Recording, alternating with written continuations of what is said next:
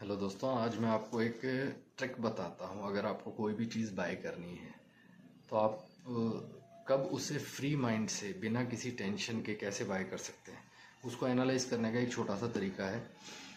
Let's say आपको एक mobile buy करना है which is costing around 50,000।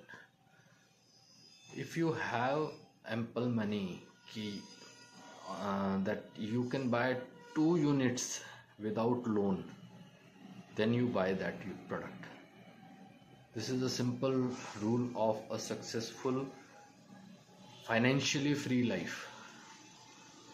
If suppose you want to buy a car of 10 lakh rupees and you have ample money that you can buy 2 cars in a cash without any loan, without disturbing your day-to-day life, this means that you are in a condition to buy that car. As simple as that. Loan लेके liabilities बना के अपने ऊपर liabilities चढ़ा, क्योंकि गाड़ी लेने तक ही लाइबिलिटी नहीं होती। असली खेल तो गाड़ी लेने के बाद शुरू होता है। गाड़ी लेने के बाद आपको उसके ऊपर फ्यूल एक्सपेंसेस बढ़ जाते हैं। अगर आपकी गाड़ी लेने की ही कैपेसिटी नहीं है, वो ही आप लोन पे ले रहे हो, तो एक तो उसकी EMI होगी, उसके बाद आप उसमें फ्यूल डलवाओगे, फ्यूल की लाइबिलिटी, पॉल्यूशन कराना है, इंश्योरेंस कराना है, वियर एंड टीयर देखना है, उसकी सर्विसिंग देखनी है। Got my point? And God forbidden अगर कोई उसका मैकेनिकल पार्ट डैमेज हो जाता है and that is not under warranty, तो आपके ऊपर बहुत मोटा खर्चा आएगा ही आएगा। Over a period of time wear and tear होता ही है। आपको टायर्स भी नए डलवाने पड़ते हैं, सीट कवर्स हैं, एक्सेसरीज हैं। There are so many expenses that are associated with that particular product. So this is on the only one example. Let's say आप कोई iPad बाय करना चाहते हैं, आपने 1.5 लाख का iPad EMI पे ले लिया।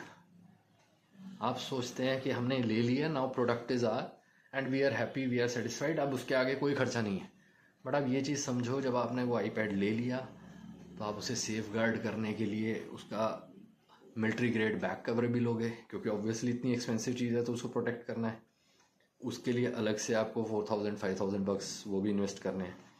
फिर आप कहोगे कि नहीं, स्क्रैच ना आ जाए, स्क्रीन गार्ड भी लगाते हैं, स्क्रीन गार्ड का भी खर्चा करोगे।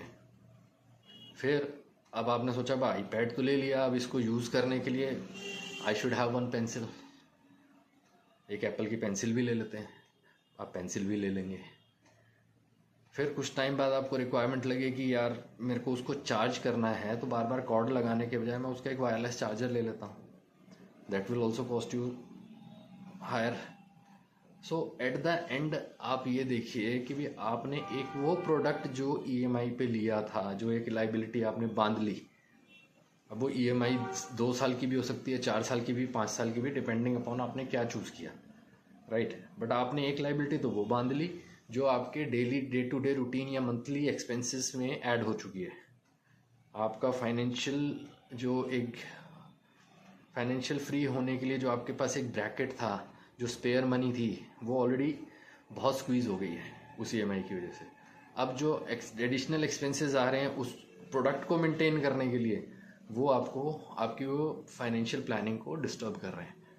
तो ऐसी डिस्टर्ब लाइफ के साथ आप उस प्रोडक्ट को ना इंजॉय कर पाते हो, बट आप उसको एक एज ए लाइबिलिटी बना के ही अपनी लाइफ को लीड करते हो। तो बेटर पार्ट क्या है, थोड़ा रुक के ले लो, start investing, build some corpus. when you have ample money that you are not relying on any EMI, you are not relying on any loan, and you can buy in cash the same product with the same cost, you can buy twice without looking for any loan or any support. That means you are now financially stable. You need to bring yourself to that particular position. जब आप उस position में पहुंच जाते हो तो आपके लिए कोई भी प्रोडक्ट, कोई भी सर्विस, कोई भी एसेट बनाने में आपको जोर नहीं आएगा। आपका मेंटल पीस डिस्टर्ब नहीं होगा, आपकी फाइनेंशियल जर्नी डिस्टर्ब नहीं होगी, and you will feel good.